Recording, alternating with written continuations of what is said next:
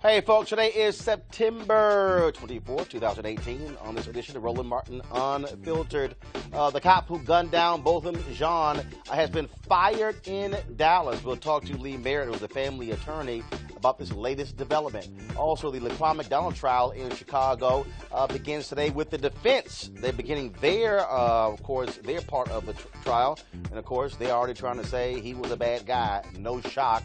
We'll have a live update from Chicago.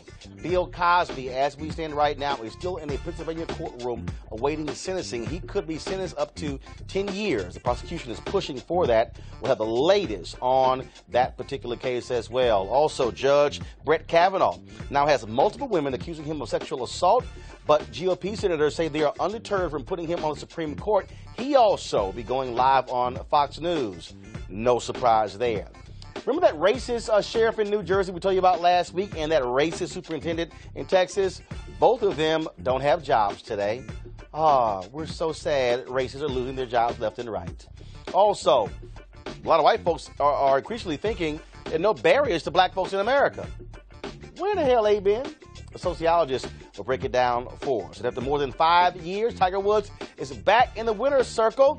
I'll share my thoughts about his stunning victory on Sunday. Folks, it's time to bring the funk on Roland Martin Unfiltered. Let's go. He's got it. Whatever the biz, he's on it. Whatever it is, he's got the scoop, the fact, the find. And when it breaks, he's right on time and it's rolling. Best believe he's knowing. Putting it down from sports to news to politics.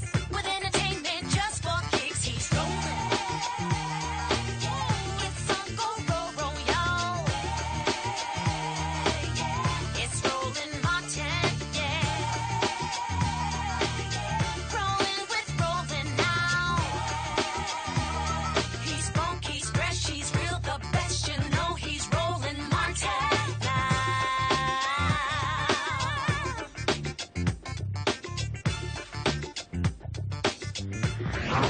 Martin. Dallas cop Amber Geiger, who shot and killed Botham Jean in his own apartment, is out of a job today. She was fired by Dallas Police Chief Renee Hall, again, for adverse conduct when she was arrested for manslaughter. It seems it wasn't the shooting that got her fired, but something she did when she was arrested. Of course, the family has been calling for this, protesters as well. It's been a couple of weeks since Botham Jean was shot and killed in that apartment. Amber Geiger has given multiple stories as exactly what took place. Initially charged with manslaughter, the family has been pushing for her to be charged with murder. The grand jury has not been convened yet, even though Faith Johnson, the DA, says she certainly will consider that potential charge. Joining us right now from Dallas is Lee Merritt, who is the family attorney. Lee, glad to have you back on Roland Martin Unfiltered. The family, they've laid Botham Jean to rest in St. Lucia. And so certainly this has to be bittersweet for them to hear this news today. Well, the Chief Hall went ahead and gave us a call last night, and she wanted the family to be the first to know. And so she explained to us her termination decision, and she had to face some questions from the family. Most importantly, the obvious one is what took so long. And she had a chance to break that down for the family. I want to make something clear really quickly. The statement that she released concerning the termination was just poorly worded, but she was not fired for additional behavior that took place during her arrest. She was terminated because of her behavior or her actions on September 6th while entering Mr.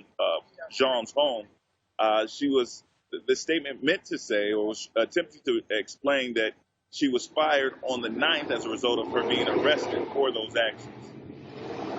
So, which is still sort of weird, because what were the exact actions that she took that led to her being fired? Was it entering his apartment? So is the police chief actually saying she entered the apartment? Well, she was not very specific with what actions from September 6th. She just said, and I can't remember the particular phrase that she used, but the phrase that essentially meant something she did wrong on September the 6th. I can name a whole litany of things that went wrong on September the 6th. Namely, she murdered a man in his own home. But obviously, she couldn't say that. But something about her behavior didn't comport with conduct coming of a police officer for the Dallas Police Department in Chief Hall's view, and led to her termination. And obviously, Lee, this is going to have an impact on when this goes to trial, because if she was fired for doing something wrong, the jury will get to hear that once they go to trial. If there's a trial. Now, at law, the prosecution can't introduce that evidence. It's considered a subsequent remedial measure that is inadmissible at the time of trial, both criminally and civilly under the federal rules of evidence. And so it doesn't technically come in. Everybody knows it, and they know it all around the world. And it certainly does have an impact on her appearance of guilt. So, Lee, what is next? Has DA Faith Johnson given any indication when she is going to impanel a grand jury to come back with an indictment? We know the investigation is ongoing. The Chief Hall alluded to the fact that a critical component of that investigation has been completed. I imagine that's as it relates to the investigation of Amber Geiger's statements and any follow-up that comes from that. Now, there's a tricky line that the chief had to toe, because any statement offered to her as a part of the employment decision are protected under the Fifth Amendment rights against self-incrimination. And so she couldn't allow those statements to impact the criminal investigation. So I can only conclude that the criminal investigation, as it relates to following up on the statements that she made to criminal investigators, has been completed. Therefore, she felt comfortable making the decision to fire her based on the criminal charges of assault that took place on September 9th. All right. And Lee, also, I was chatting with you and Ben Crump earlier. You guys are planning a big rally this weekend in Dallas. Any details on what time and where that's going to be? So it's going to be downtown on September 29th, which is this Saturday, which is also Botham Jean's birthday. We are still hammering out the details, which we will release tonight, about time and location. We know we want to center it downtown where the community can participate and both celebrate this young man's life and demand justice from the powers that be. And so as soon as those details are available, of course, we're going to make them immediately available to you to share out. And we'll make them more available to the general public as well. And of course, I'll actually be in Fort Worth, Dallas this weekend, speaking to the NAACP on Saturday. And we'll certainly see you at the rally on Saturday. Lee Merritt, we certainly appreciate it. Thanks a lot. Thank you for having us. All right, I want to bring in my panel right now. Michael Brown, former vice chair of the Democratic National Committee Finance Committee. Dr. Avis Jones-DeWeaver, leadership strategist and author of How Exceptional Black Women Lead. And Eugene Craig, CEO of the Eugene Craig Organization. Folks, glad to have you on the show. Clearly, folks have been saying she should have been fired. Many felt it should have happened last week. But this police chief, and certainly Renee Hall, has made the right decision because it made no sense for Amber Geiger to be getting paid. Still to be, frankly, having the police department represent her, if you will, because that's what happened right after the shooting took place. She was being treated as if this took place while she was on duty. Absolutely. I mean, nothing has gone the way that it should since the day that she walked into an apartment that was not hers and shot and killed the man that lived there. She was able to go home and sleep in her own bed for 3 days. You have had the police seemingly wanting to cast disparagement on his character by releasing information about marijuana being found in her apartment. Her apartment was never searched. So finally, it's good to see that something has gone in the right direction, and I'm hoping that that means that we're going to turn the corner in this case and actually receive justice for this young man. Yeah, absolutely. I agree with you. I think, for the first time, we're actually going to see what it looks like to have a citizen versus citizen trial rather than a police versus citizen trial. The fact that the Dallas PD and the police union and folk down there were trying to protect her, and went as far as to smear him, and went as far as to disparage him. I mean, it's bananas. It's ridiculous, and I'm glad that she was fired. We shouldn't be giving officers paid vacations after they commit heinous crimes, and now it's up to the justice system to actually deliver justice to another citizen. Absolutely. It's interesting. It's interesting to see what's next. A regular Joe just walks up to a black person and shoots him. Yeah. I mean, that's kind of what's next. Yeah. And because we've seen everything, obviously, police on citizen shooting. We've seen citizen on citizen from Trayvon Martin. And so it's wondering how does it stop? And obviously, this kind of political environment we're in now, the leader is not saying, you know what, stop it. Absolutely. And without a leader doing that, I think we may continue to see these kind of things roll. Well, and also, again, I think what you have here is, and one of the reasons you even have this level of accountability is because of Black Lives Matter, because of protesters, the kind of pressure that's being applied on these police departments and then also on these district attorneys. What we're seeing is black folks who are saying to these even DAs, you don't do the right thing, we're going to throw you out of office. Absolutely. Yeah. So we're seeing more progressive district attorneys elected across the country because for too long, prosecutors have been in bed with the police department, in bed with the police unions, and not holding cops accountable for their actions. Yeah, I mean, prosecutors for a very long time have been in bed with unequal justice. And now what you're seeing is with citizens rising up, with Black Lives Matter, with Justice League, with a lot of these organizations, and ordinary citizens rising up. You're seeing the actual application of equal justice under the law, which means protecting their rights, but also equal application of justice when it comes to the actual criminality. Got to ask y'all this here. Of course, last week Senator Ted Cruz and Beto O'Rourke had their debate. Henry, go to my iPad. This was a tweet that Ted Cruz sent out. And so it says, in Beto O'Rourke's own words, so he retweeted the video when Beto O'Rourke was at a black church talking about what took place. And so it was quite interesting. I think we should be able to hear the audio. Guys, let me know if we can. Information to make an informed decision. What is released to the public? That he had a small amount of marijuana in his kitchen. How can that be just in this country? How can we continue to lose the lives of unarmed black men in the United States of America at the hands of white police officers? That is not justice. That is not us. That can and that must change. Are you with me on this? So, Michael, Ted Cruz retweets this as if that's a bad thing. But I find interesting about that? You're right, obviously, but not on the substance. I don't care if you're black, white, Latino, or a Martian. When you stand and preach in front of a black church, people get excited.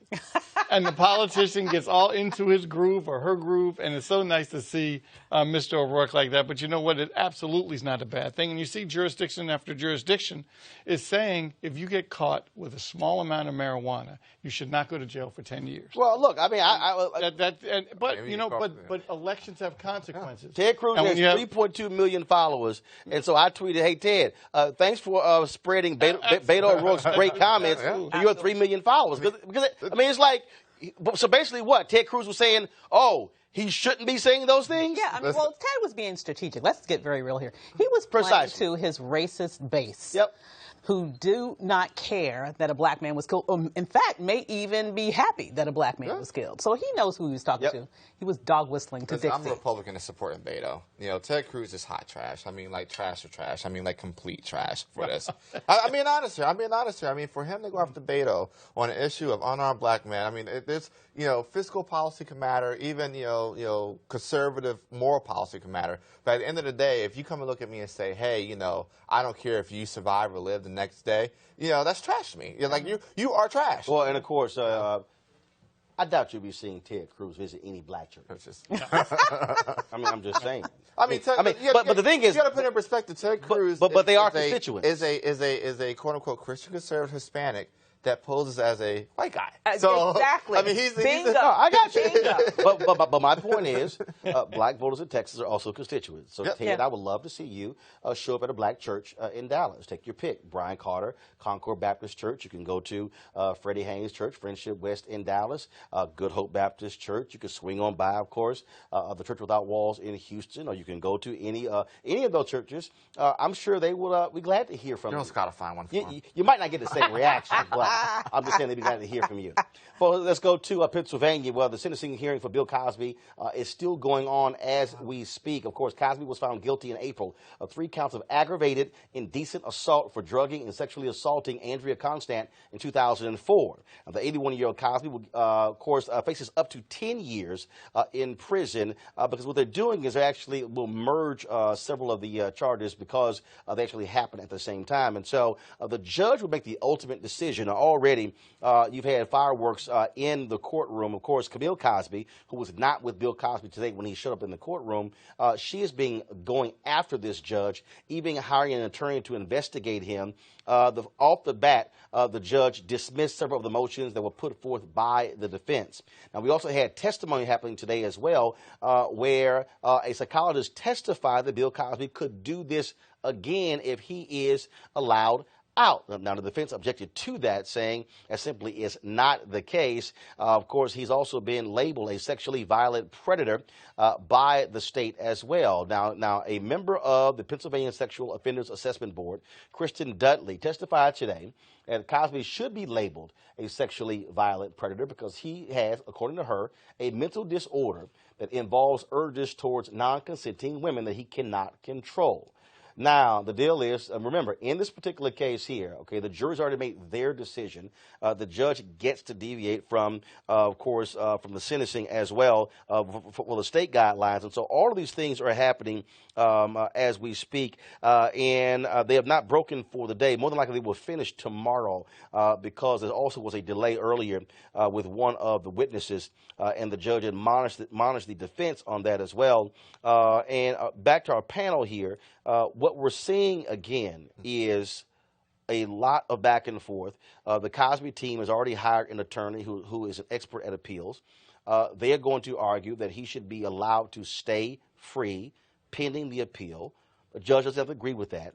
And so the reality is tomorrow, when they expect to finish the sentencing, Bill Cosby could very well be led out of court in handcuffs, turned over to authorities, and taken to a state prison. Mm-hmm. Absolutely. Well, it's sad, and for a lot of us who, I don't want to date anybody on the panel, but a lot of us who grew up watching Bill Cosby, it's a sad day. It's too bad that things like this happen, but clearly, after the jury spoke, you would hope that the judge takes into account also the great works that Bill Cosby did, but you also have to pay for their consequences when bad things happen. Yeah. And look, I mean, the reality is when things happen, actions are taken. Folks have to also. They expect them to own up to that in the sentencing, and that's one of the issues that are being talked about. Michael, you've had to deal with that. Going to federal prison, and what often happens is we've seen some cases where once somebody is at the sentencing phase, they apologize for their actions. We saw in Florida where Corinne Brown did not do that, and then then she went to prison. I doubt very seriously Bill Cosby is going to do that, but I'm also intrigued by this tactic of Camille Cosby to constantly be going after the judge. When they had the mistrial, she had the PR folks read a statement that went after this judge. And I'm sitting here going, what the hell are you doing? Yeah. That judge is still going to be overseeing the next trial. Yeah. And so she has been going after this judge repeatedly. And anybody knows in the legal system, if the person who's going to be sentencing you, you don't want to piss that person off. Now, granted, people say, well, no, you have to ignore all of that. But the reality is, we know that ain't the case. Be lean or could be happy. So I'm very surprised by this tactic that Camille Cosby has been using. Well, are they still together? Because Yes. I remember after the No, last that was a trial- bullshit Radar Online story. Okay, so that First of was- all, no. okay. First of all, So- anything you see in Radar Online, you can ignore. That's like the National Enquirer. That's what The reality is, first of all, that's totally bullshit. Bill Cosby. Maybe this is a Jedi No. mind trick of hers. Bill He Cosby. wants them to be sentenced. Well, I mean, I don't know, but again, Bill Cosby, Camille Cosby, still together. Well, I don't know. For me, I've always been the one where I've believed that these allegations. I understand the good that he's done, especially for several HBCUs, but I also know that we need to make a difference between a character that he played on TV and a man who was clearly a sexual predator. And so at this point, he is going to have to face the music. There's nothing to explain his actions, and at this point, he's going to have to pay the piper. One way or the other. Eugene? I mean, it looks like he's not going to be giving putting pops to anybody else, going forward. But, I mean, look, the guy's 81 years old. The circumstances around this where literally the charges were filed within the last day of the last hour. I don't know if prison is probably the best, necessarily result here.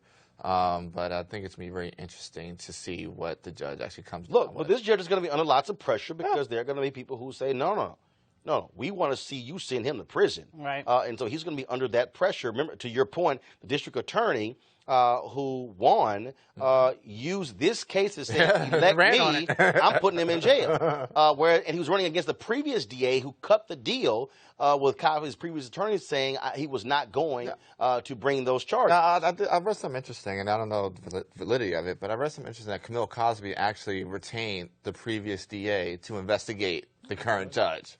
No, she retained someone who had worked in the prosecutor's office. Yeah. Because she wants an investigation into this judge. And again, I mean, I'm just very surprised in terms of how aggressive they are in terms of going after. It's not going after the what judge. I don't understand is the proclivity of people in Pennsylvania, and this also goes to Meek Mill's case, to try to get rid of the judge. I mean, there isn't a track record of Pennsylvania's judicial boards like removing judges from cases. Mm-hmm. I mean, it doesn't make sense to go after the judge. What the judge wants to hear is you take responsibility. Yeah. That's what the judge wants to hear. You have a better chance of getting lesser time than when you're doing the kind of tactics they're doing now. Absolutely. You think he'll take responsibility? You got to take responsibility. No, do you think Cosby will? No, absolutely not. Hell no. Absolutely Not when I'm putting pops. Not going to happen. Not going to happen. All right, folks, let's go to Chicago, where Jason Van Dyke is the former Chicago cop on trial for murdering Laquan McDonald. Van Dyke's lawyers started presenting their case today. They're using experts to argue that McDonald took the fatal shot while standing, not on the ground, even though he had a pulse and was breathing when the paramedics arrived. Joining us right now is Kathy Chaney. She's the assistant audience engagement editor at the Chicago Sun-Times. Kathy, welcome back to the show. And so, obviously, the defense wants to go after Laquan McDonald as best as they can. Your thoughts about what happened today? Like you said, they want to go after him, talk about his troubled past and how he was violent-natured. He had many run-ins with the law, and it just wasn't, it wasn't believable. Even though the things happen, it's like it's irrelevant to this case. And the defense expert witness talked about how of the 16 shots, the one that was fatal was in the chest, and Laquan was facing Jason Van Dyke, setting it up for a, self-defense thing. But that expert also said that most of the shots, only one came when Laquan was on the ground. Now, the dash cam video that just about everyone saw, after the first shot, Laquan hit the ground. And then you have all the, the volley of the rest of the shots. So I don't know what they were thinking, trying to convince people that most of the 16 shots came when Laquan was up, when he immediately fell down within 2 seconds after the first shot. Well, and not only that, there's a thing called video. Exactly. I mean, the video they try to keep from folks being able to see, there's a thing called a video to actually see what took place. Exactly. So I don't know what they were trying to do, set up or whatever, and then talk about his violent past. It's not going to work. The video is just plain and simple right there. So I think they have to chalk this up to a loss for them today, you know, coming straight out the gate. But we are expecting to hear a few arguments tomorrow about their about their PowerPoint presentation of, you know, that expert versus the prosecution's expert last week saying, no, just about all of those shots came when Laquan was down. I mean, the threat had been removed at that time. So I don't know how they can come around with that nonsense, but I think we're expected to hear a little bit more about that tomorrow. And obviously, you know, again, the defense, they got their part. Are you still seeing a large number of Chicago police officers showing up, standing behind Van Dyke? Oh, absolutely. I know that there were some protests. There are protests every day that are outside in front of the criminal courts building, and they're peaceful. You know, they're doing the chanting and everything. But today, the police formed a line in front of the steps to make sure that the protesters didn't come forward or try to bother anyone. And they're not trying to bother anyone ever. You know, they're just doing the regular protests and demonstrations that we always see. But that police line, you know, they tried to send a statement today for that. And it didn't go over well. I mean, no one pretty much paid attention to it, but it's just that they tried to show, you know, force and that they were a united front more than ever since the defense is, you know, started their thing today. And I will say that last week started on Thursday. Every Thursday until the trial is over, the protesters will protest at 3 o'clock Chicago time for 16 minutes to symbolize the 16 shot. All right, Kathy Chaney, we certainly appreciate it. Thank you so very much for joining us. Thank you. All right, then, folks, we're going to go to a break right now. When we come back, I got to talk about a couple of racist white folks, okay, who had all kind of crazy things to say about black people, and now they don't have jobs today. No. Racism just don't pay. You're watching Roland Martin Unfiltered. Back in a moment. Racist unemployment.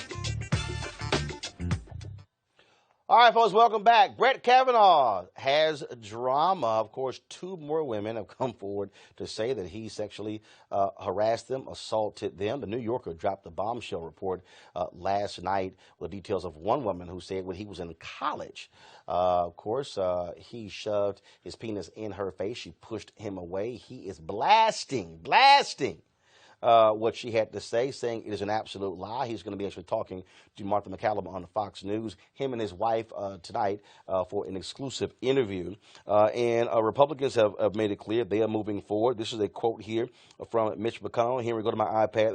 This is from Politico. Quote, I want to make it perfectly clear. McConnell declared on Monday, Judge Kavanaugh will be voted on here on the Senate floor, up or down on the Senate floor. This fine nominee to the Supreme Court will receive a vote in this Senate in the near future. So, go to our panel here.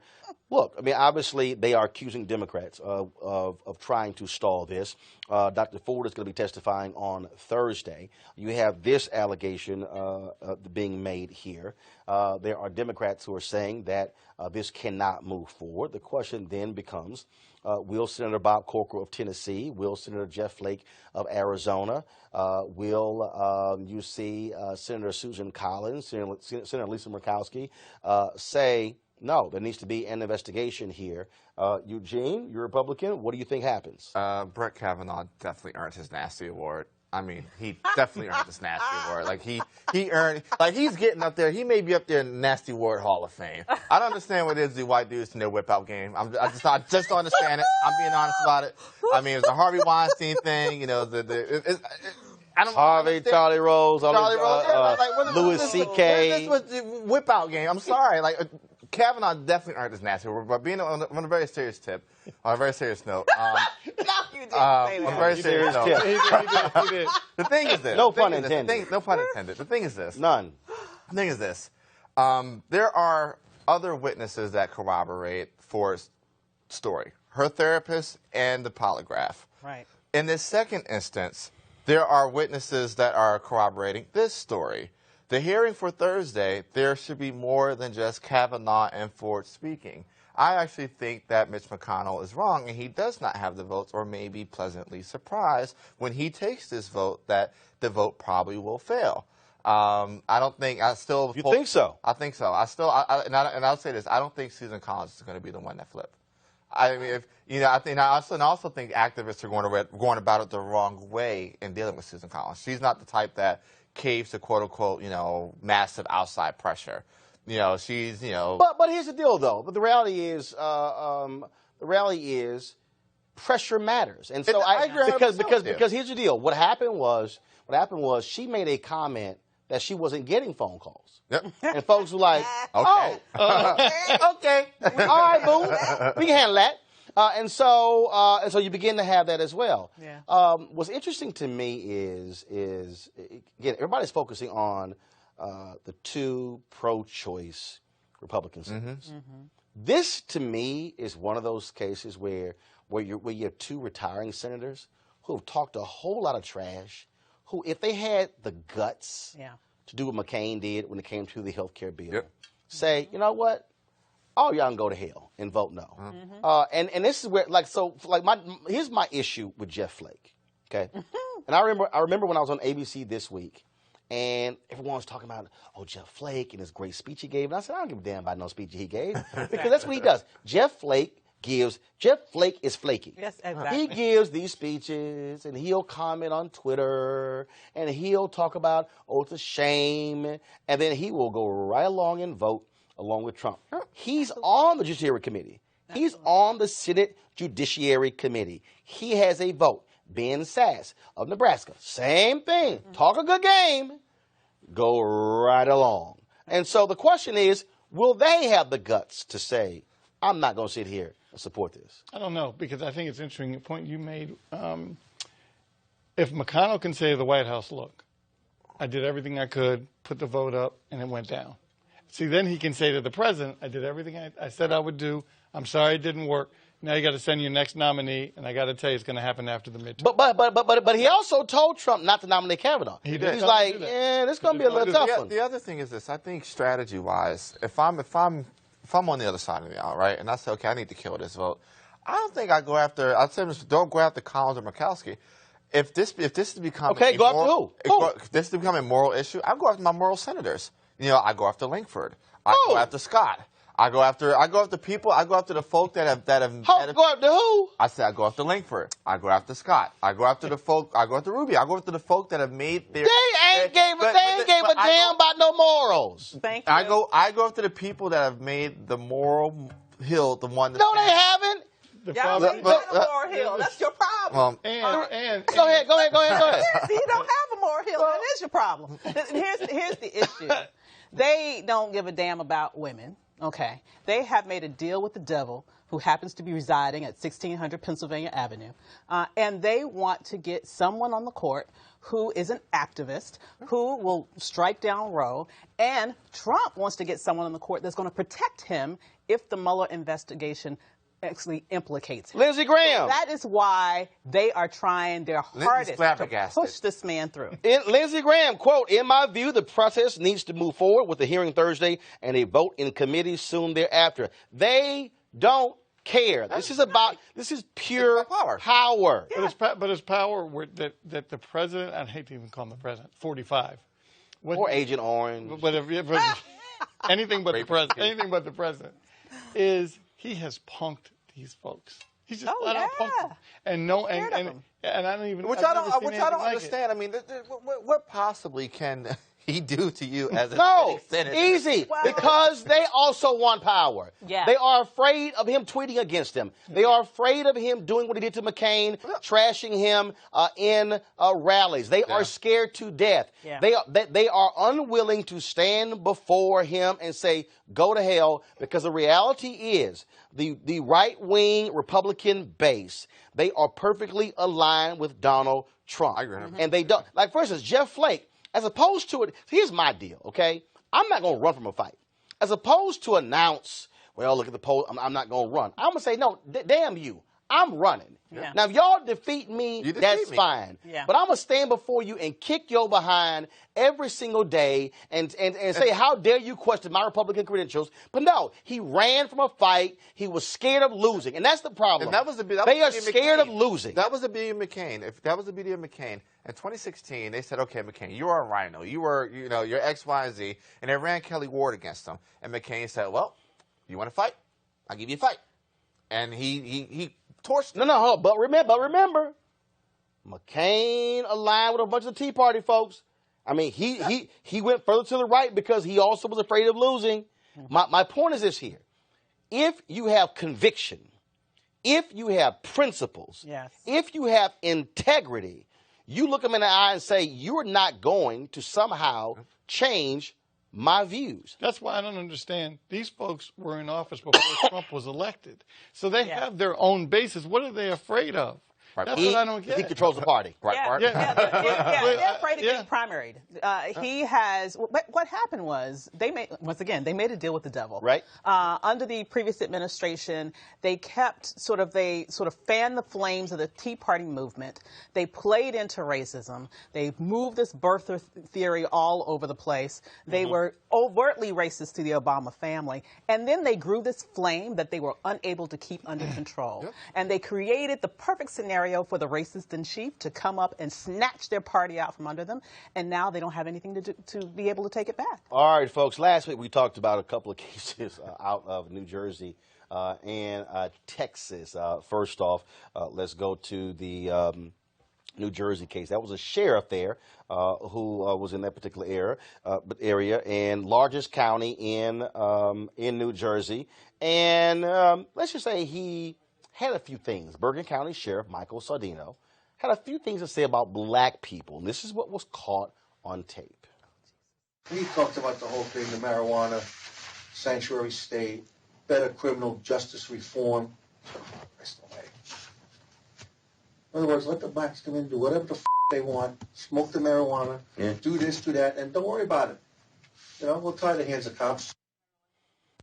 Guess what? On Friday, the sheriff, he quit, and his 4 deputies, they all quit. New Jersey Governor Phil Murphy said he will appoint an interim sheriff who could rebuild the public trust. Now let's go to Texas, where Lynn Retton, the Onalaska Independent School District superintendent, who decided to jump on Facebook after the Houston Texans lost a couple of weeks ago and put in on the Houston Chronicles Facebook page, you can't trust a black quarterback. He was upset how Deshaun Watson threw a game-ending interception. He said, I thought it was private, but it was public. Well, the Onalaska School Board met on Saturday, and he no longer has a job. Now, he apologized, but I don't really give a damn about his apology. So we have both of these 2 races now out of a job. Also, by the way, the white guy who stopped the Florida A&M students from trying to get on the elevator, he turned himself in as well. Here's the thing that I'm just loving. All these racist white folks got to realize that everybody got these now. And if you act a fool, like for instance, there were 2 white guys who threw, I think, a Latino brother off the bus in San Francisco because they like him playing his music. Oh, we gonna know their names real soon. Oh, yeah. And I'm like, are y'all losing y'all mind? And and then I really believe that they're watching too many Trump rallies and somehow getting hyped up saying, oh, no, we're going to take it into our own hands. Okay, knock yourself out. Listen, Black Twitter is the greatest investigative force ever to be assembled. It's the truth. We'll have the 2 white dudes in San Francisco named probably by this time tomorrow. But the crazy thing about the school superintendent, like, you literally commented on a newspaper's article and thought it was private. Like, that's how bold you got in your racism. You That is how listen, dumb you are. You That's said, the worst excuse I'm going to ever. put on, listen, a newspaper. And then tried Region, yes. and then tried to come back to say, well, no, I got a stats to back it up. The stat, Oh, my okay. God. Worse. You made it worse. Oh, my Really? God. Okay. Really? So now he out of a job. Yeah. And what was a trip, though, was the mayor of the town supported him. He made a mistake. He had some other parents. Same thing. 88% white school yeah. district. Of course. And I'm just getting. The reason I'm laughing because every single time, like the guy in Ohio who had the business and he was yelling the N-word to a brother, and now he's like, I'm not a racist, and now I lost my whole business. I'm sorry. I broke racist, my favorite racist. I'm sorry. I'm sorry you lost your business but because you a racist. I ain't got no compassion for these bigots. None. But the sheriff is a scary one, though. I'm going to tell you why. The sheriff is a scary one because that's the actual real beliefs held by a lot of sheriffs and a lot of sheriff's departments. The reason it's scary is because we just saw the sheriff down in Florida who pled guilty Yeah, where they were tacking on cases on black people who were innocent. Yep. They literally, it was literally policy. Yeah. Yeah, well, once again, we know that over a decade ago, the FBI came out and said that white supremacists are infiltrating police departments all across this country. We also know that absolutely nothing has happened as a result of that. Frankly, if you don't like black people, if you want to kill black people and not have any price to pay for it, that's the best job to have in America. True. So I'm not surprised. True.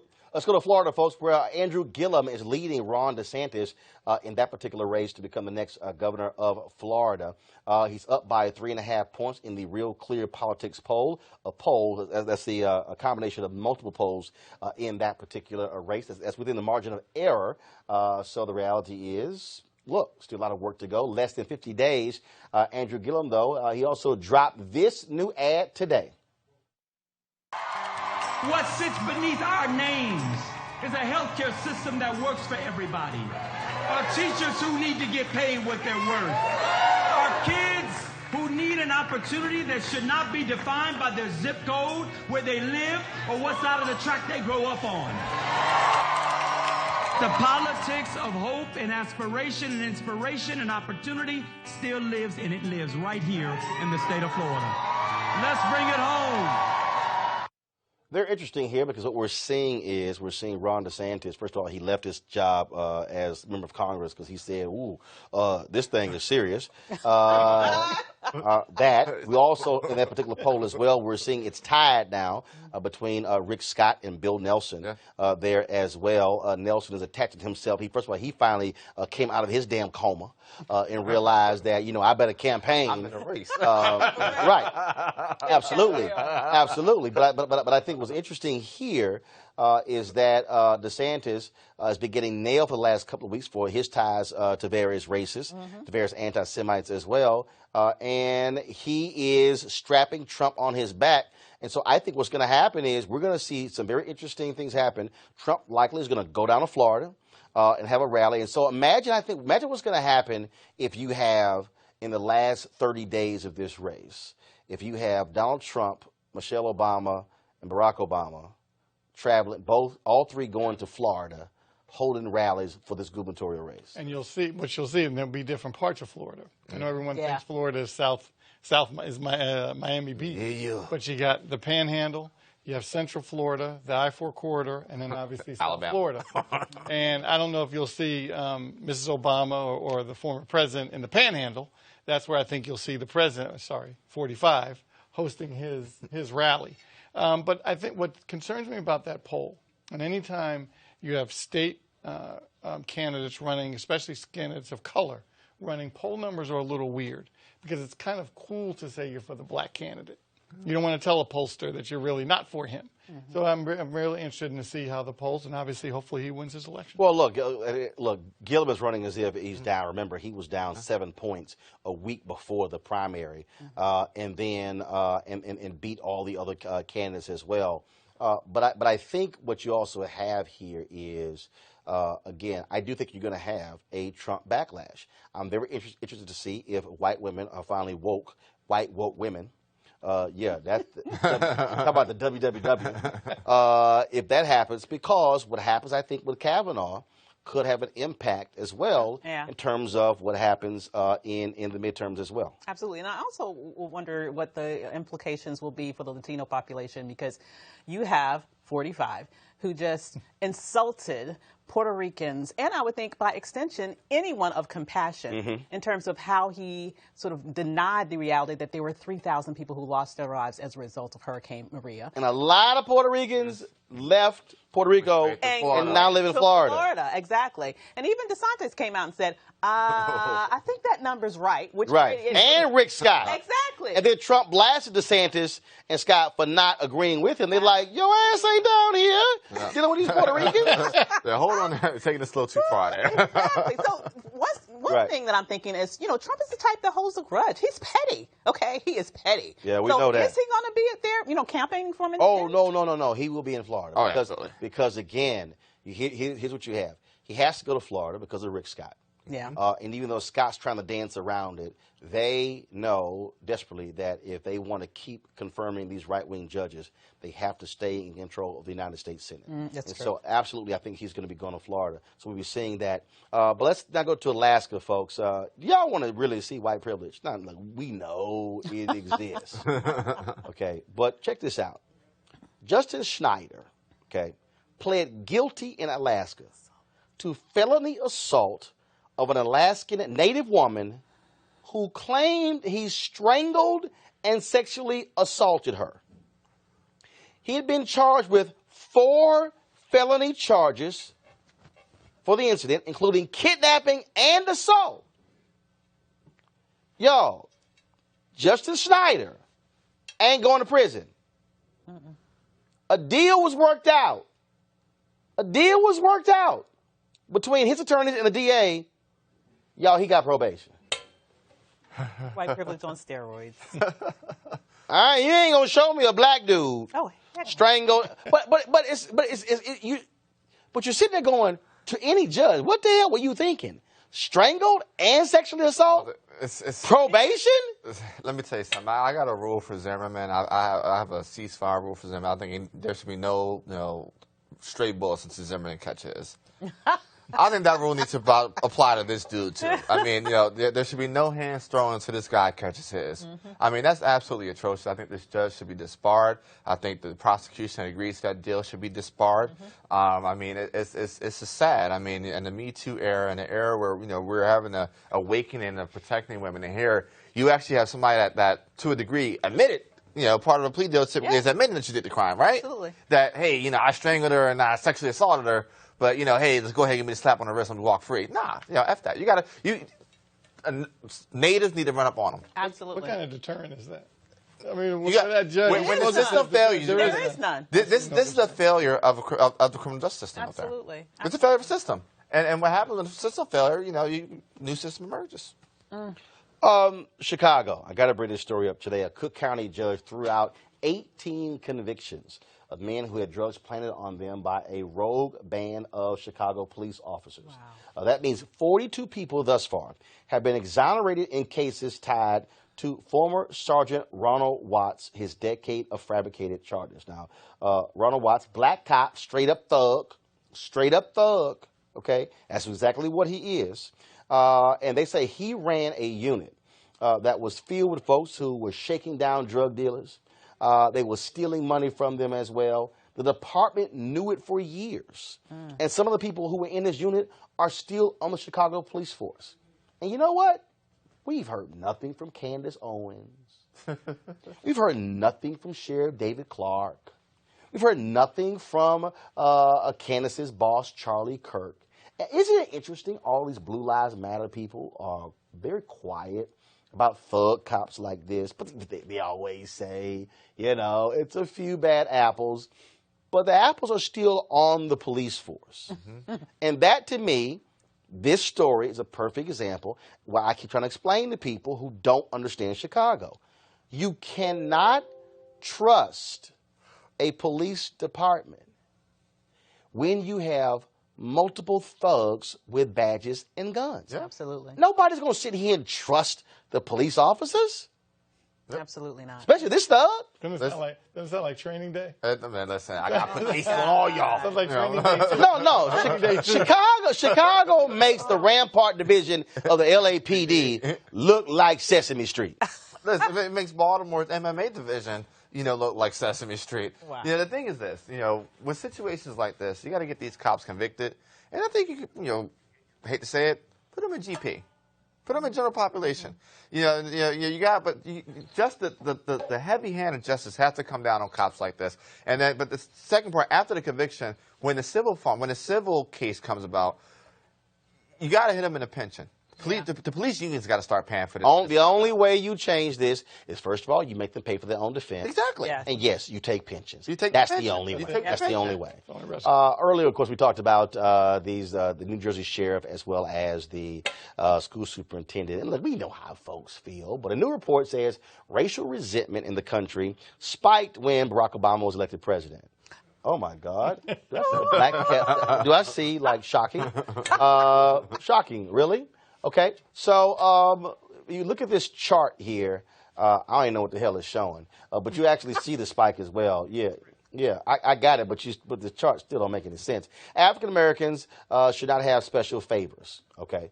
According to the stats, it was going down until 2008. Then African Americans have gotten more than they deserve. It was on its way up, but the trend accelerated in 2008. Okay, no shock.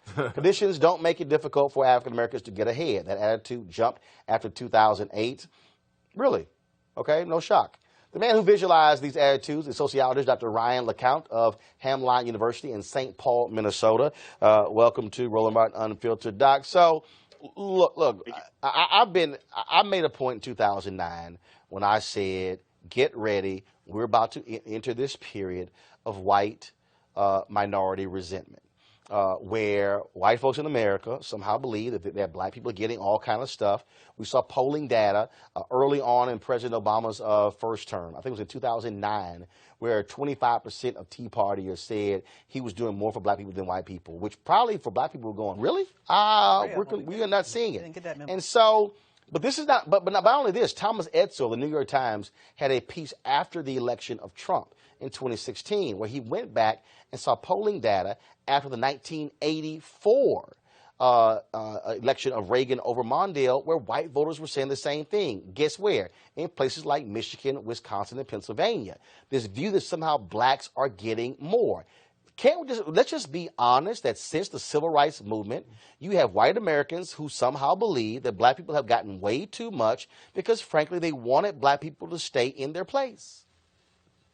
There's no doubt that that's a huge part of what we're seeing here. And this study is part of a broader regimen of work focused on the racialization of politics more generally.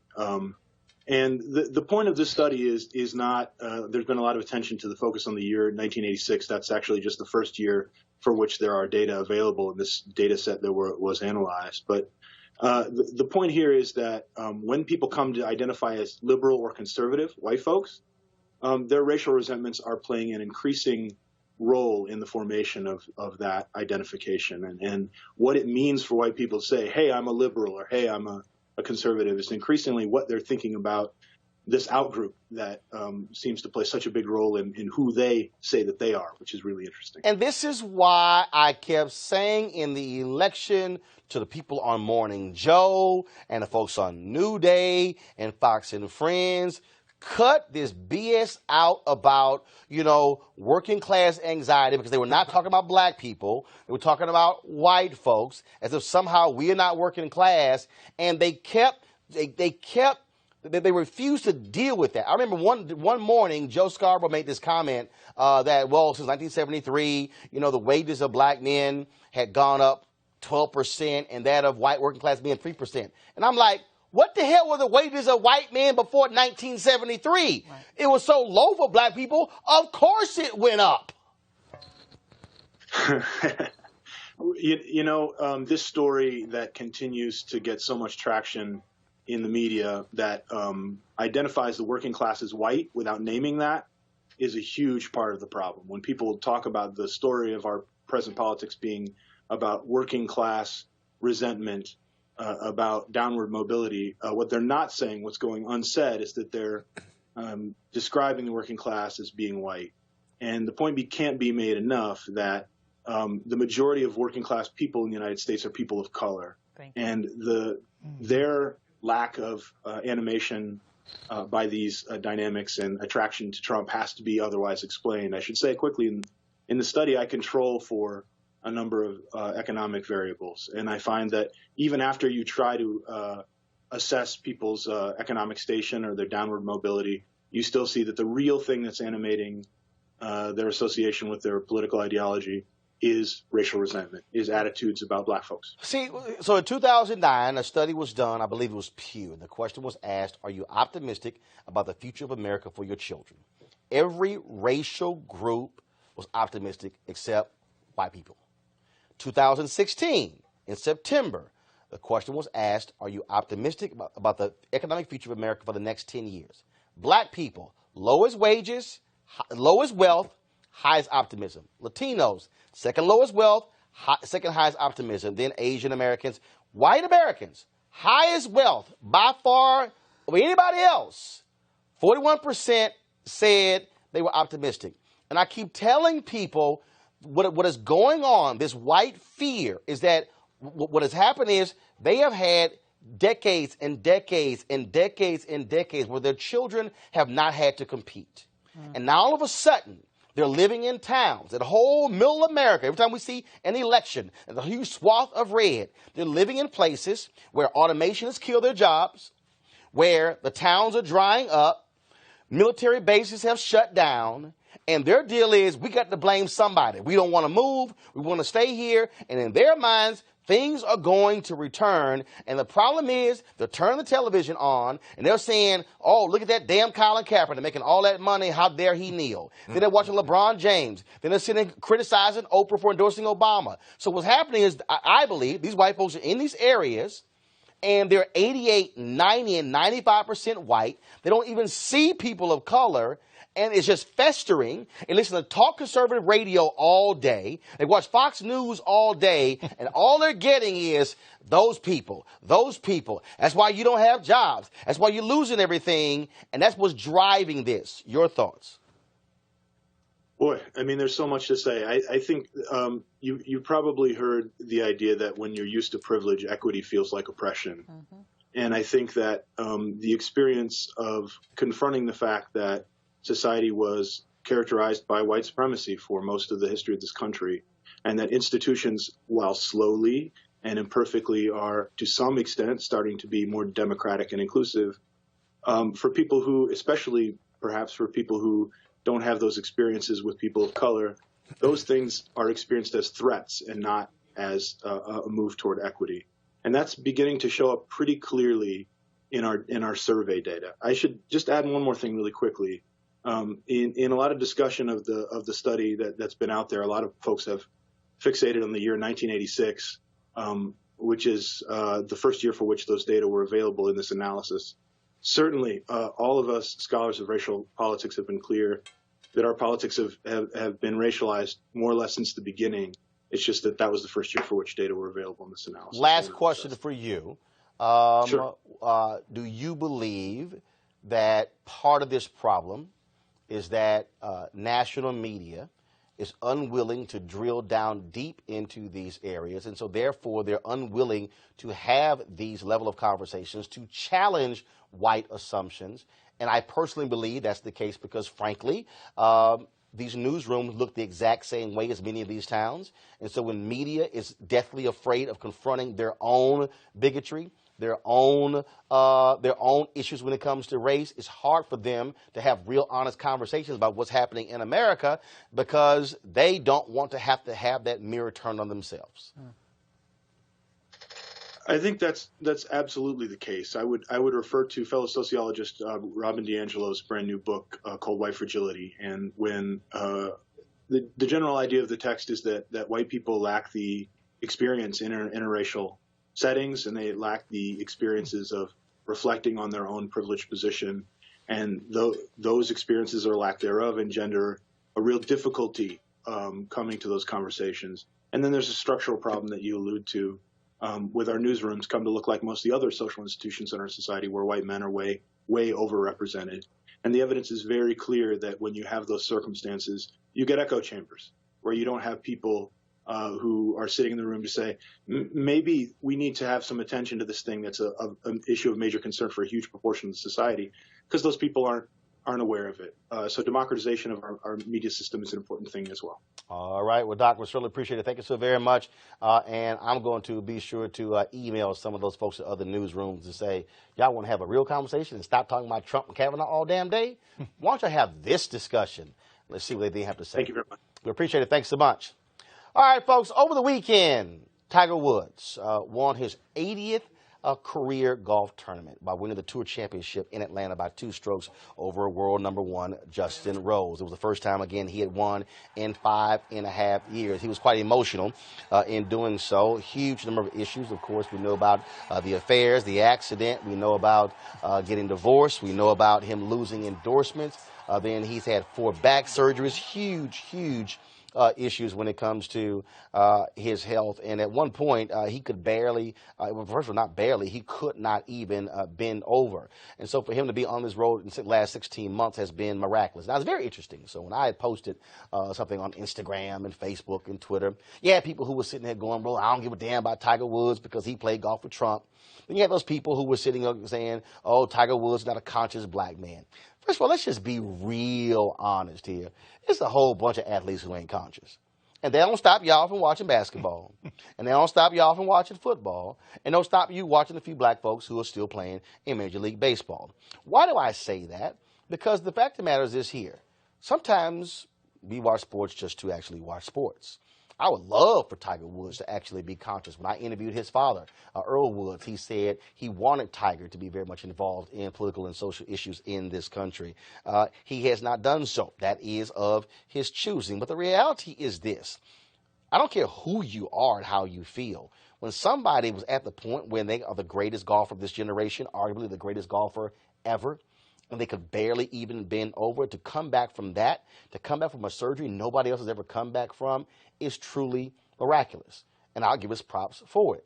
Now, it's also interesting, of course, because a whole bunch of folks were wearing Air Jordans all those years when he didn't endorse any candidates and wasn't speaking out on any issues.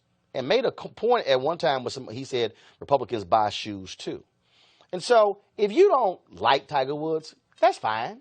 If you don't want to follow Tiger Woods, that's fine. But let me be clear. I will, because I love golf. I love what he has done. I love to see somebody who's a competitor operate at a very high level over a long period of time. And to see him win his 80th golf tournament. He's now 2 off the all-time record, Sam Snead, of 82. People are already saying he's likely going to win a major next year. He has 14. And he still, of course, could pass Jack Nicklaus, who has 18. The reality is he is one of the greatest athletes we've ever seen. And so I'm going to be willing to applaud that anytime, any day. Now, again, if Tiger decides that he wants to become socially conscious in these issues, that'll be great. Also, I don't give a damn who Tiger Woods dating. I don't give a damn who Tiger Woods married before, because you know what? I really don't watch Tiger Woods to see him change a diaper or see who he's married to.